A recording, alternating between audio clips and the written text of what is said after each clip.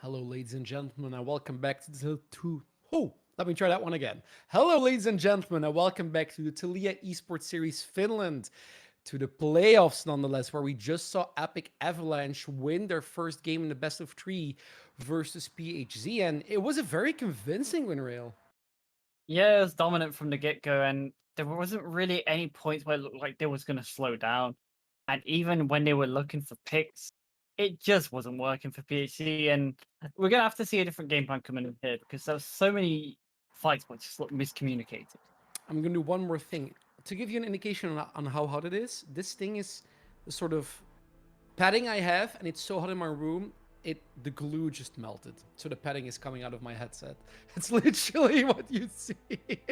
It's kind of insane. Now, right into another hot topic. It's this pick and ban in the second game. Once again, it's Epic Avalanche who won up to PHZ right now, and I don't think if they just keep on what they did last time, they might win. It's PHZ really needs to change up the way they played. And not a surprise seeing Aphelios being banned away after that.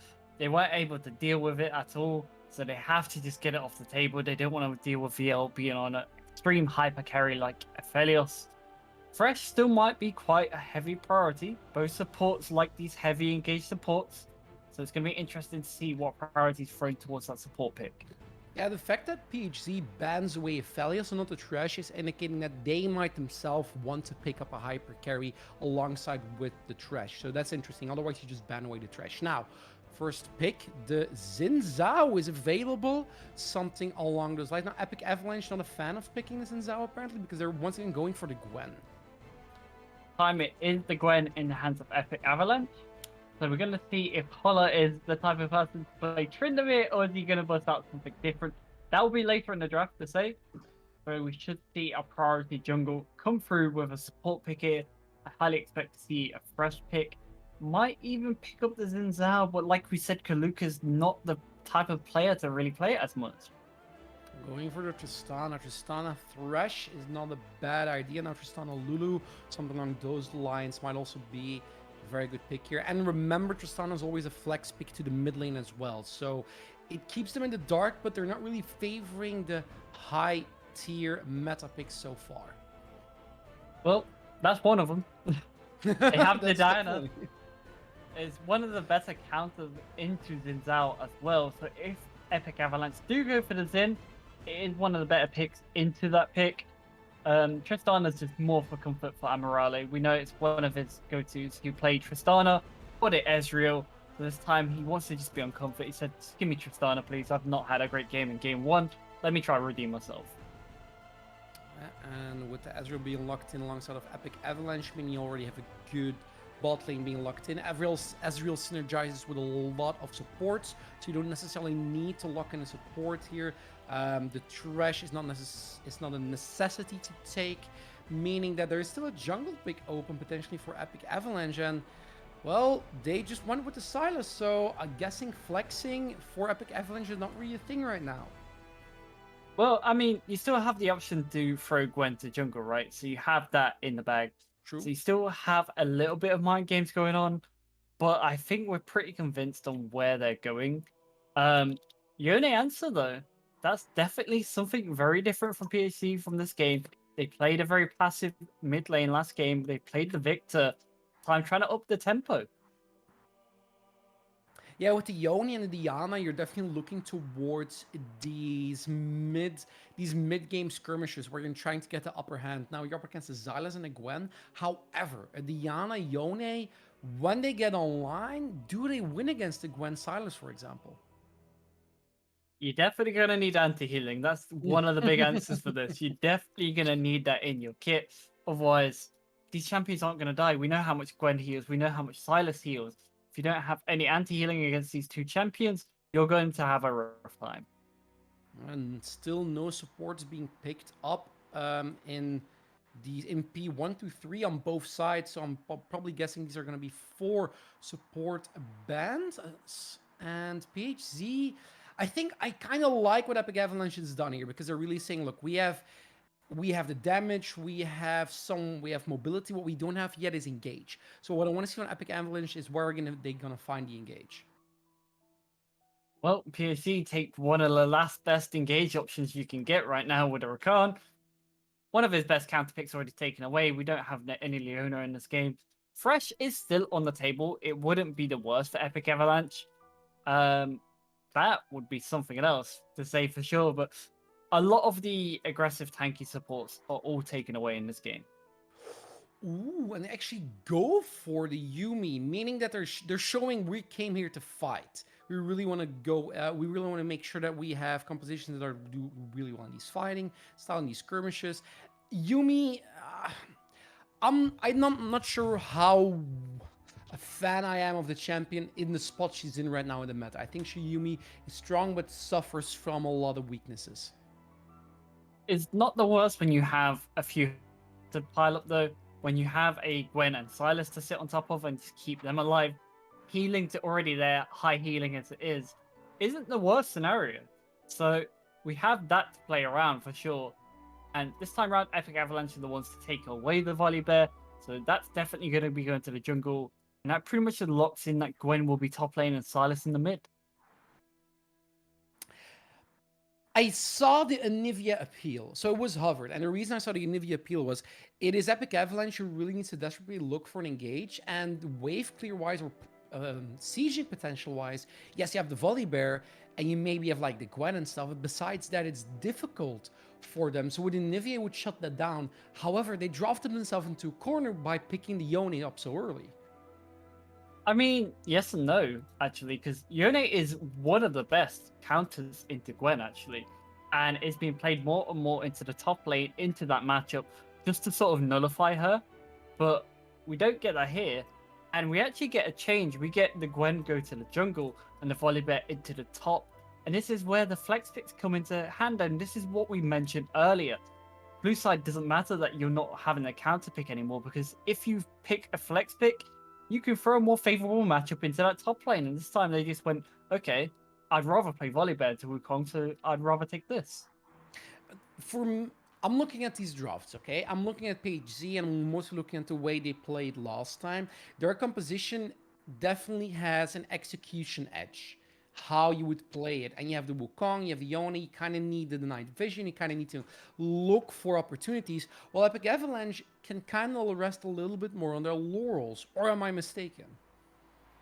No, I think you're bang on with that. I think it's going to be very difficult to communicate PHZ's comp. It is a good idea, but they also had a good idea last game, and look how that went. They just weren't on the same page. This game, you can already just say, okay, we're going to leave Ezreal Yumi alone. They'll be fine. And they should be fine because they're Ezreal Yumi. They're not going to be under much pressure.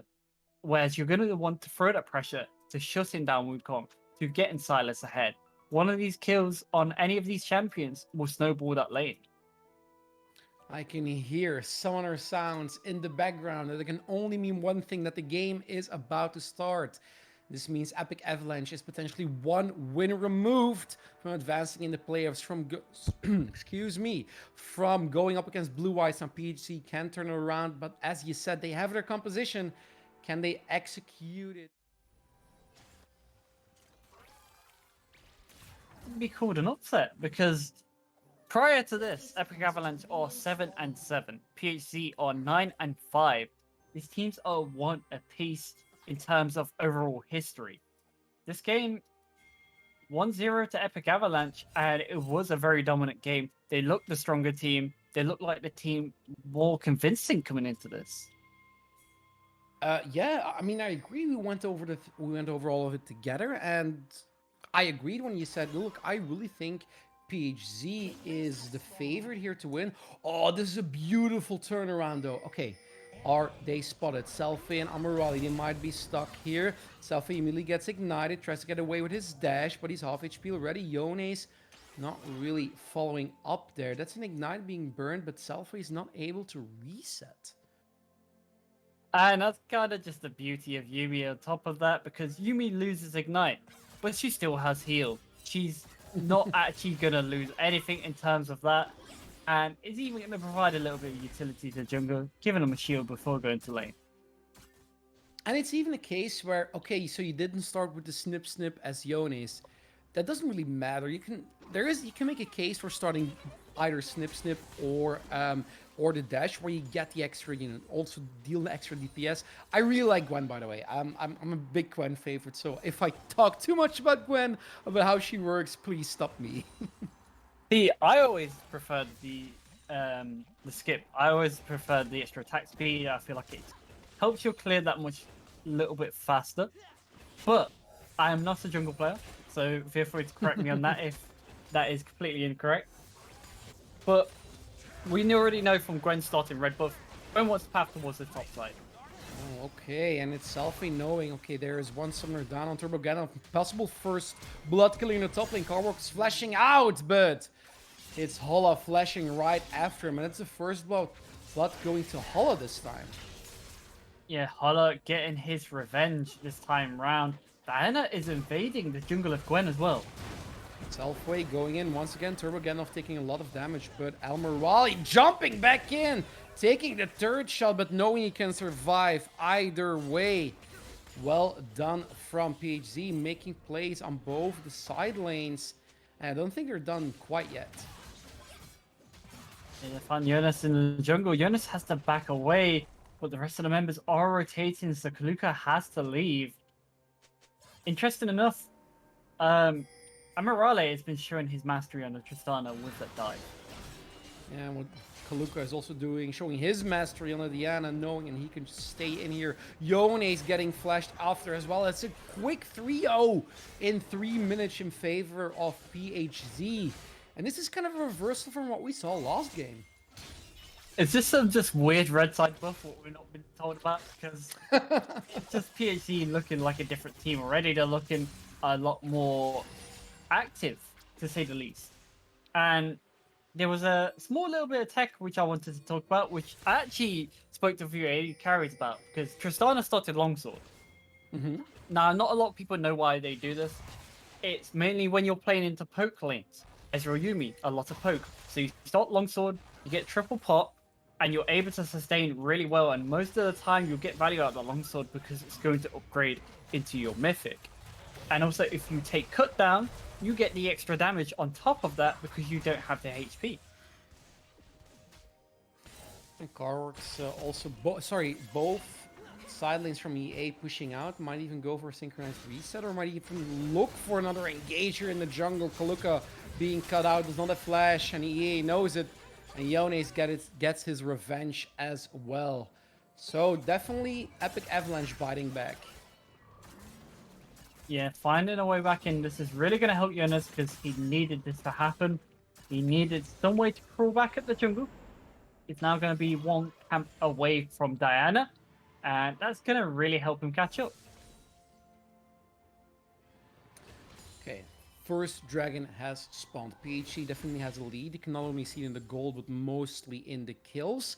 However, Epic Avalanche has ways of controlling mid-game, the early game more. Artem getting ganked. Yones is there as well, and this should be a kill. Wonder who they're going to give it to. It's Mirza.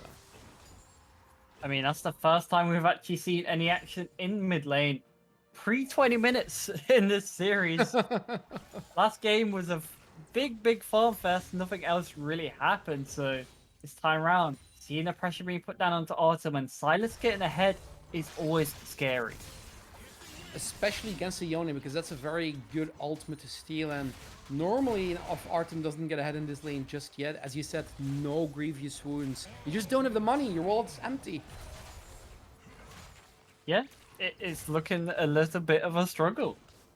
And towards that top lane, Coat's constantly being pushed in by this Wukong. Wukong is a very scary champion to duel with, and especially with him being able to play around a clone, can get dangerous. But look at what PHE is doing here. Kaluka is starting up the dragon uncontested right now, and Artem also joining in the party. So that's one of the reasons why they took prio in these lanes. Beautifully macro. They know. Okay, No. That just makes me so sad seeing him walk past both bushes and not checking. Check them. You'd be surprised. It even happens on like LCK, LEC. You'd be surprised how many people walk past the pixel brush or walk past the brush, clearly see a ward, because we have God vision. We know there's a ward in there, And they don't have their eyes focused on that ward in the meantime. There was one actually in LCK in a KT roster game. A pink ward was nearly at 20 minutes at the enemy red buff. Bush on red side, where Diana is right now, to the right of her, it was there for 20 minutes, constantly give information. It was the yeah. saddest thing. It's right. It's in this little. It's at the end of the brush, and nobody ever walks through there because the jungle path, you always take another way, and so many junglers still forget. Oh, there actually might be a ward in here. Let's just quickly check. It's insane how these little mistakes, how these little wards can give you so much information. Now, looking at the lanes, looking at the game state, 8 minutes in, a lot of kills have already happened. What do we need to be, I don't want to say fearful of, but what do we need to be attentive of? Mainly about what's going to happen in topside right now, because Gwen's coming behind Wukong. Yone's here, knows he's in 2v1 situation, but can just dash out. Holla takes a little trade, but nothing to be fearful of. So, Meanwhile, possibly a roam towards mid. I mean, possibly a solo kill. Yeah, and Holla getting in there, knowing he can just burst down the bear. Holla gets engaged, though, with the needlework. Snip available, but doesn't really connect. The needlework also not enough damage to finish Holla off. When Holla flash. knowing he can maybe turn this around. Yone's taking turret aggro and needs to flash away as well. Yone's still low. Holly flashes after him, and it's Holla at girl. It's a Holla at girl. Beautifully done. Gets a 2-kill lead right now. The action isn't over yet when Kaluka tries to engage on VL. Gets away just in time. The Ignite is ticking down, and Turbo Gandalf gets a return kill there. Maybe a little bit too greedy there. Didn't have the backup from his team. But action happening all over the map. Holla's found 3 solo kills this game. 3. That is disgusting. Especially in a game type of this scenario. Sure, solo queue is a different thing. But in this scenario, that's crazy. It is. And you say 3 solo kills. I don't even know if the volley bear kill on Carvox was a solo kill because Jonas was just there. He was in range, but he just backed off. Holla is a really scary top laner, guys. That's what we're trying to say. That's the message we're trying to convey. Wukong players, man. They're very good at this game. Do not underestimate them. Now, 10 minutes in, it is definitely PHZ who has a lead, kind of role reversal. But gold-wise, there's not a big difference. Yeah, even looking at CS as well. That's the main thing I was looking at not too long ago. CS isn't really much apart as of yet. Still very even across the board. Obviously, we have that massive lead on Holla so far. And that's about to be pushed even further. Kaluka setting up for a potential dive, has sweeped. But he's going to get some backup, but he's not going to be there in time when the Cyclone gets the kill. Now, Selfie was also roaming tops, but he uses the Blast Cone to just get out of the way. And it is 4 members of PHC towards the top side because they know the objective is there. It's a Herald. Yeah, I like that both teams have shown priority towards this Herald when they can. And when you've got this much top pressure, it should be a free pickup. Gwen kind of being forced to back away as well. It's going to be no contest. PHZ is definitely using the action, using that acceleration. Gold-wise, yes, they have a lead. It's not massive. It's still something EA can come back from. But I'm mostly looking at that Holla here, at the people from PHZ that have a kill. They can just dominate right now. But Wukong with 4 kills, 4-0 in 10 minutes, at 11 minutes, that's so scary. Yeah, it's going to be really hard for Ezreal Yumi to even kite that as well. They do have an exhaust on VL, but it's going to have to use correctly, because if you exhaust a clone, you're not getting an exhaust back. That's going to be gone. It's gotten to a point where Epic Avalanche has even said, look, we need to swap lanes. We need to make sure Carvox is in his mid lane, because he's just not capable of handling Holla at the moment. Okay, how does PHZ translate the win from Holla into win in another lane? So right now they do have the Herald.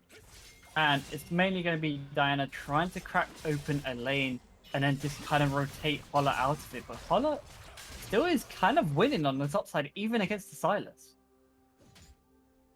Silas maybe does a little bit better against the Wukong. Has the healing available, can really go for trades in like this, and this is better trades. The Cyclone has been stolen. Flashes in, gets a Cyclone, and Mercer gets the outplay against a 4-0 Hala. This swap has really paid their dividends. Yeah, as soon as Wukong already used a clone to dodge out a skill, the Abscond and a Duck was still available, so Silas could find that re-engage. And talking of re-engage, trying to find something here.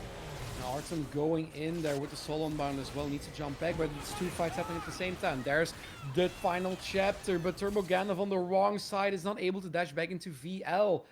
Meaning that final chapter is going to be the final chapter for Yuumi.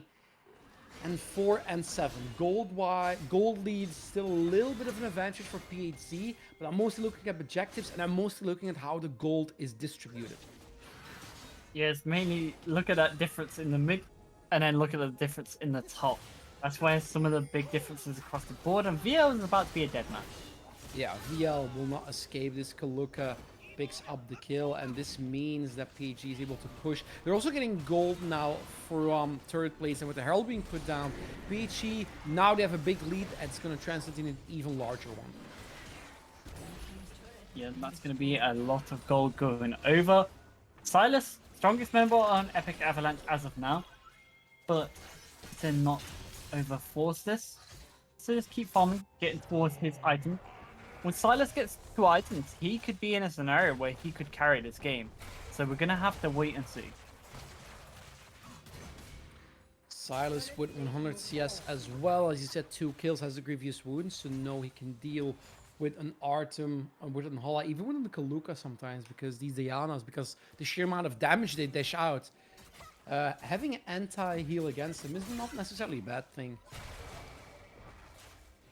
Yeah, there's a lot of champions with healing in this game in general. Silas picking up that early Oblivion Orb is very nice here as well.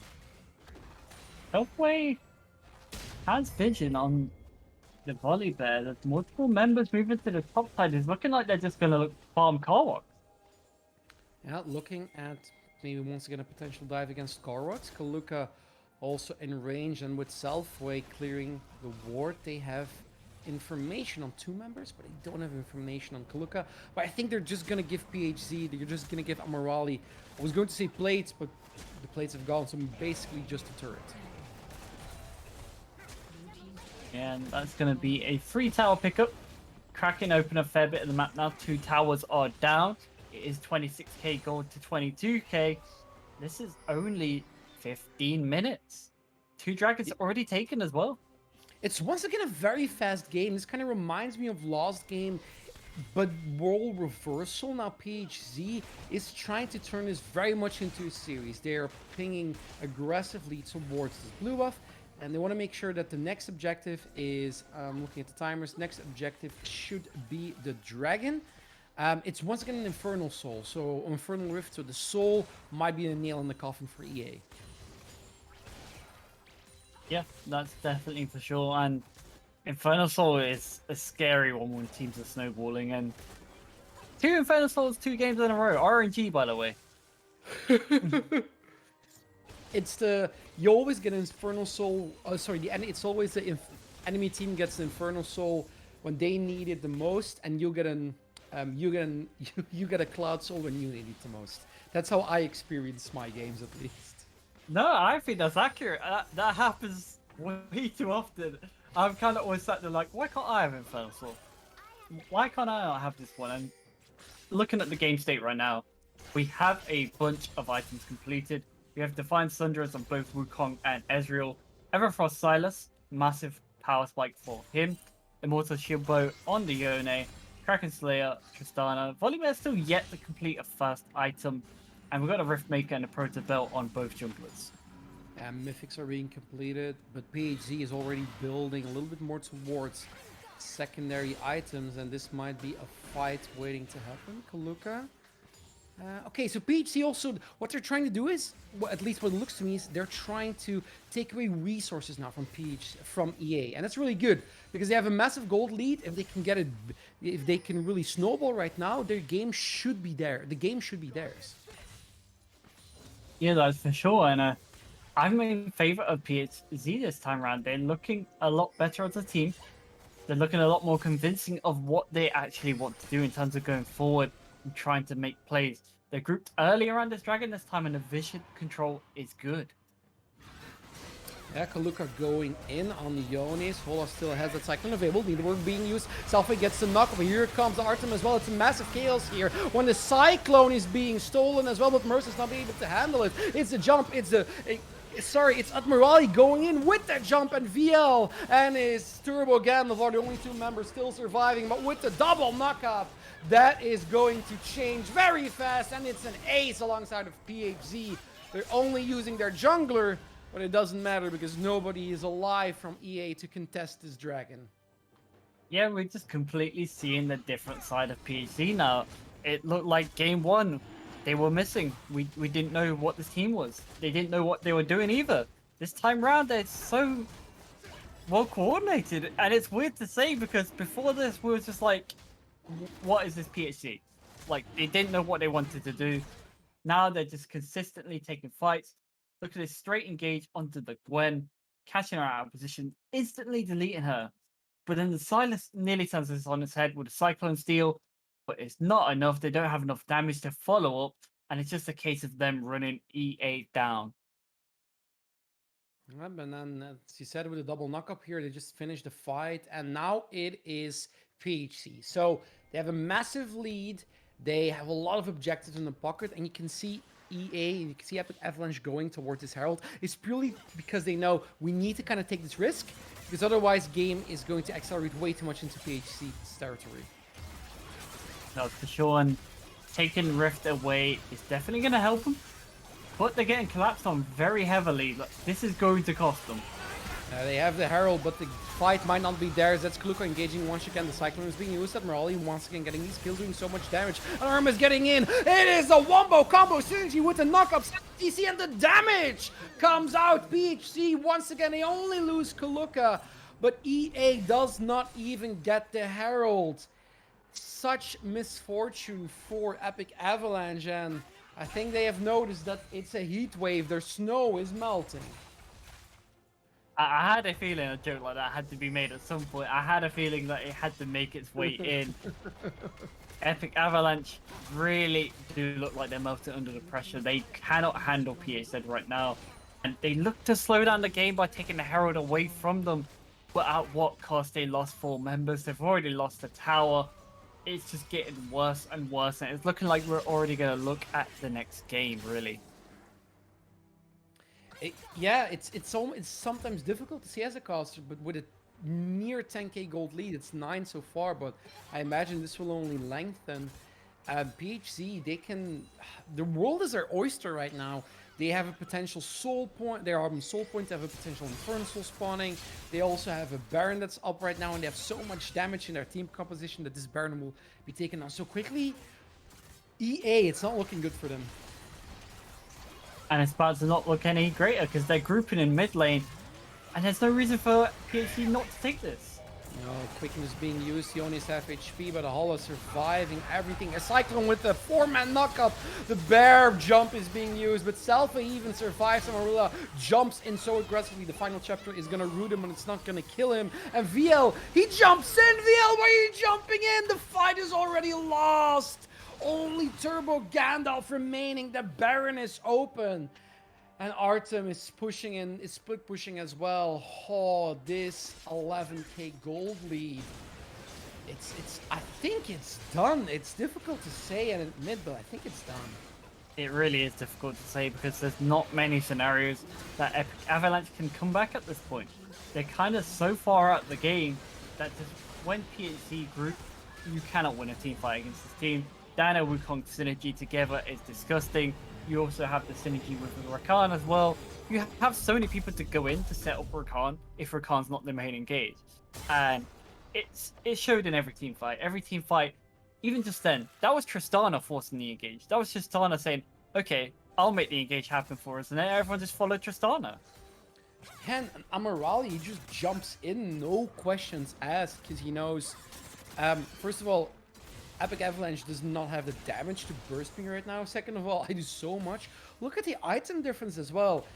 It's even the color palette is different because so many items have been completed alongside PHC. Mursa might be able to get out, but it's still a matter of can he dash over this wall. Yes, he steals the Cyclone. Good counter there to try and get the CC down. Gets a root off as well. But this should be a final stand from Epic Avalanche.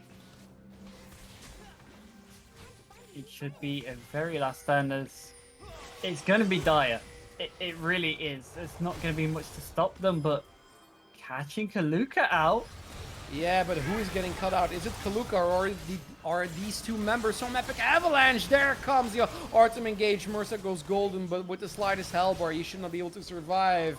It is only VL and Turbo Gandalf remaining. Admirali is godlike with 7, 0, and 8. He jumps into Artem. Final chapter being used once again, but he goes golden. And Admirali jumps, flashes, deals out the damage, dashes the auto attacks, and it's the clean ace alongside PHZ. The inhibitors are being taken out, and surely the Nexus will not survive. Yeah, what a turnaround from PHC in general.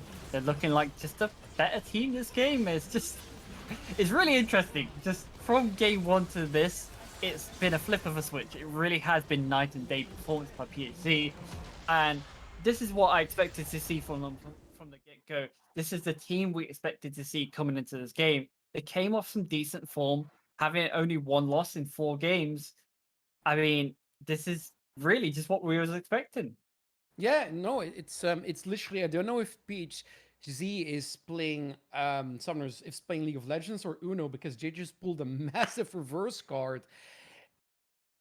We have a series, but what I am fearful of is that we're gonna have a second game. That our third game is going to be like the second one, where PHC said, "Okay, the first one was a fluke, but they were so dominant in this second one that it might be shorter." Now, this is all speculation, obviously, because Epic Avalanche were in that spot in the first game, so it's all to play for.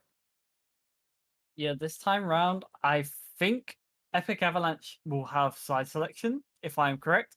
If they do, they're more than likely going to end up on red side again. And what happened when Epic Avalanche won red side? They kind of just dominated, but it looked quite detrimental to VL not having his Aphelios.